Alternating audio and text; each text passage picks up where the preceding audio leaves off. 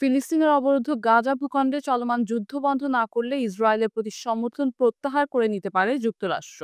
এমন হুঁশিয়ারি দিয়েছে মার্কিন প্রেসিডেন্ট ডোনাল্ড ট্রাম্পের ঘনিষ্ঠ সহযোগীরা। সোমবার ১৯ মে এক প্রতিবেদনে এমনই তথ্য জানিয়েছে মার্কিন সংবাদ মাধ্যম ওয়াশিংটন পোস্ট।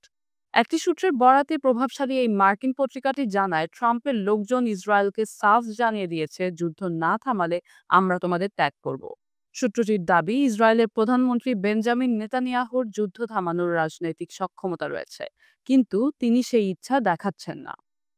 প্রতিবেদনে আরও বলা হয়, ট্রাম্প তার সাম্প্রতিক মধ্যপ্রাচ্য সফরে ইসরায়েলকে অন্তর্ভুক্তই করেননি, যা নেতানিয়াহুর ওপর চাপের আরেকটি ইঙ্গিত।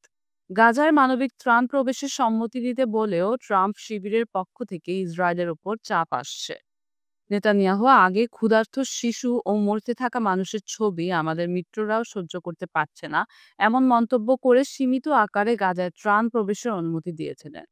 সূত্রটি জানায়, গত রোববার রাতে ইসরায়েলি মন্ত্রিসভার বৈঠকে নেতানিয়াহু এই সিদ্ধান্তকে মাত্র একটি কৌশলগত বিষয় বলে তুলে ধরেছিলেন, যেন এতে রাজনৈতিক দায় না পড়ে। এদিকে ট্রাম্প শিবিরের কাছ থেকে এই হুঁশিয়ারি এমন এক সময় এলো যখন ওয়াশিংটন ও তেল আবিবের সম্পর্ক ক্রমেই টানাপোড়েনে রয়েছে। ট্রাম্পের ঘনিষ্ঠ মহল মনে করেন, নেতানিয়াহু এখন এমন অবস্থানে পৌঁছেছেন যেখানে তিনি যুক্তরাষ্ট্রের ওপর প্রভাব খাটাচ্ছেন এবং যুক্তরাষ্ট্র নিজেও এখন তার দ্বারা প্রভাবিত হচ্ছে। এই ধারণা থেকে ট্রাম্প সরাসরি নেতানিয়াহুর সঙ্গে যোগাযোগও কমিয়ে দিয়েছেন।